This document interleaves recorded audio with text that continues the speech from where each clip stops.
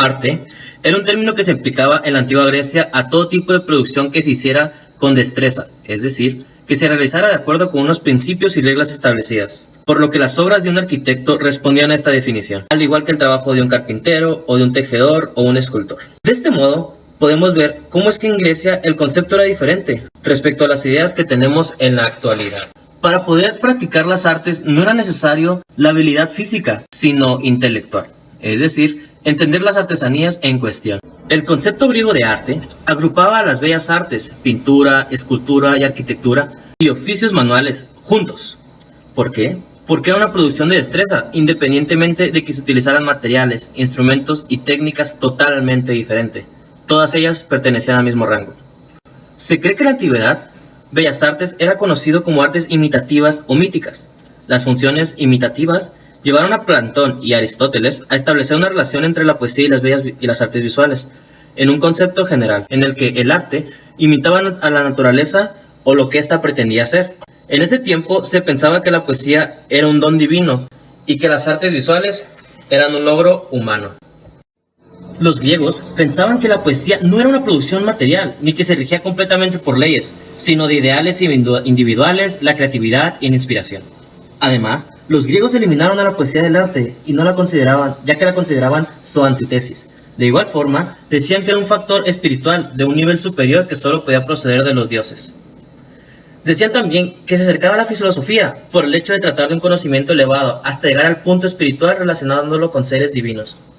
Los griegos incluyeron música junto a la poesía, ya que decían que la poesía se cantaba y la música se vocalizaba. Los griegos de la época clásica no consideraban la belleza como un arte. En ese momento su significado de belleza era meramente algo digno de reconocimiento. Aunque no tuvo ningún rol importante, el arte, por cuestiones religiosas, era practicado. Apreciaban más el oro y piedras preciosas que la belleza de su forma. Platón dijo que la belleza moral eran las características estéticas que nosotros tenemos. En cambio, Aristóteles decía que la belleza es aquello que no es bueno y por tanto es agradable. Y comenzando respecto a lo que es creatividad, los griegos carecían de una comprensión creativa del arte. Uno de los dos síntomas de esta carencia fue el predominio de la teoría mimética, que más adelante voy a mencionarla, en las ideas griegas del arte. Según estas ideas, el artista no crea sus obras, sino que imita la realidad, a lo que ya está hecho.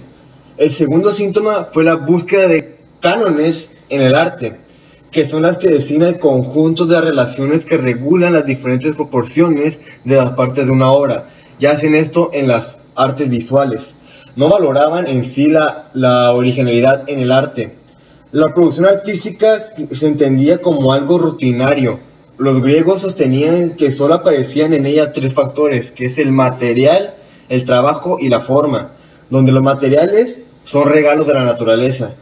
El trabajo no difiere del de un operario, ya seamos nosotros o otro individuo. Y la forma es, o al menos deberían ser, únicas y eternas. Por lo tanto, no había ningún tipo de provisión para el factor separado de la creatividad o de este concepto de la producción. Todas las artes están incluidas bajo el encabezamiento del conocimiento. Ya en esto, la contemplación de los objetos bellos y artísticos se pensará que no era nada más que una percepción agradable, donde aquí aplican las tres teorías que son la patética, cartática y mimética, que ya había mencionado anteriormente, que comprenden toda la forma de expresión de arte, tanto artes visuales como poesía. Los griegos vieron que unían a estos campos, pero esa impresión fue errónea. Aunque estas teorías se habían extendido con el tiempo y de hecho lo hicieron, comprendiendo todo el ámbito de las artes, en su origen griego no fueron concebidas en absoluto de un modo tan amplio como es ahora. Comenzando con la teoría apatética, afirmaba que el teatro actúa produciendo de una ilusión, de algo que no existe, de una apariencia. Es una teoría de poesía, que en este caso queda poesía dramática. La segunda teoría es la cantática, donde la convicción popular de que la música y la poesía crean emociones violentas y extrañas, donde hay descarga de emociones, donde la expresión es fuente de placer que proporciona la poesía y la música ya mencionadas. Y por último, la teoría numérica, fue la observación de que la producción humana en alguna de sus divisiones no añade nada a la realidad, sino crea representaciones irreales, ya sean cosas ficticias, fantasmas o ilusiones, donde imita los casos reales. Esta teoría fue la que tuvo más oportunidades que ninguna otra de combinar la poesía con las artes visuales. Ya pasando a Platón, donde Platón vincula la poesía con las artes visuales como una inspiración a las musas, por tanto no tiene nada que ver común con la imitación, donde él explica que hay dos tipos de poesías, la inspirada y la poesía artesanal, ya que Aristóteles se basa en la poesía empírica, en base a las experiencias, que en las circunstancias que te da la vida, y Platón se basa en las racionales, ya que ya había mencionado en la inspirada, donde tu propia inspiración te da la poesía, y la poesía artesanal, donde vives de eso, donde tu propia cabeza te da la poesía. Por lo tanto, solo había lugar para la poesía mimética. Como lo comentó mi compañero Aaron, el concepto de poesía fue muy discutido entre primeramente Platón y después Aristóteles, pero esta batalla por la disputa entre el verdadero significado de este concepto se vio consumado con el helenismo, por lo cual me refiero a un periodo en el cual artistas y filósofos griegos, tales como Quintilano, Luciano, Filóstrato, entre otros, combinaban conceptos con efectos nunca antes tomados. Ellos realmente buscaban elementos divinos, creativos, espirituales y míticos.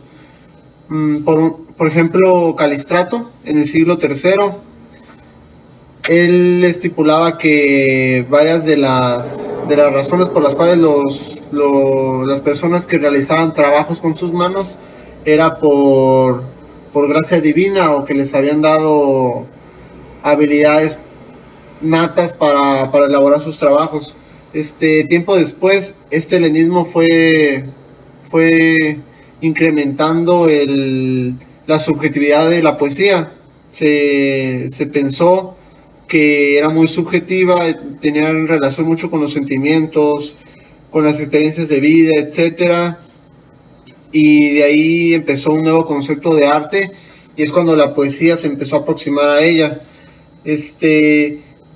Tiempo después, la poesía y el arte fueron absorbidos por la belleza. El arte se regía por una serie de reglas y por la tradición. Las artes se vieron en liberales y subordinadas. Posteriormente, para consumar aún más la aproximación de la poesía con el arte, como sabemos, el Renacimiento buscaba no encontrar el origen de las cosas, ¿no? Sino más bien, a partir de lo que ya estaba, buscar algo para explotar. En este caso, lo bello, por ejemplo.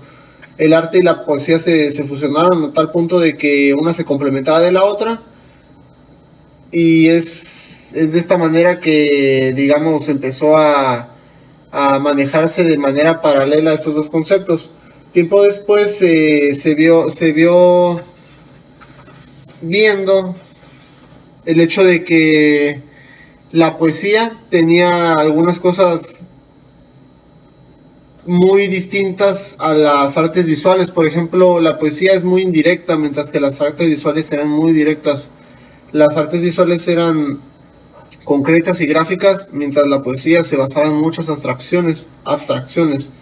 Las artes visuales tenían más que ver con la forma en la que se llevaba un contenido, más sin embargo la poesía tenía que ver no solamente con la forma, sino con el fondo de lo que se quería dar a conocer.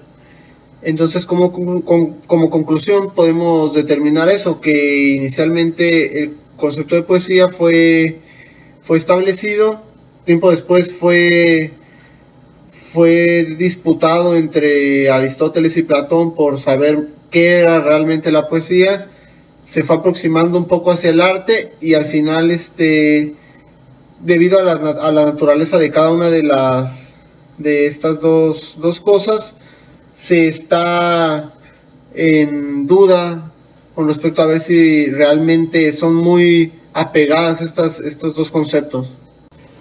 Asimismo, las artes visuales suelen ser representadas de manera gráfica, mientras que la poesía por abstracciones.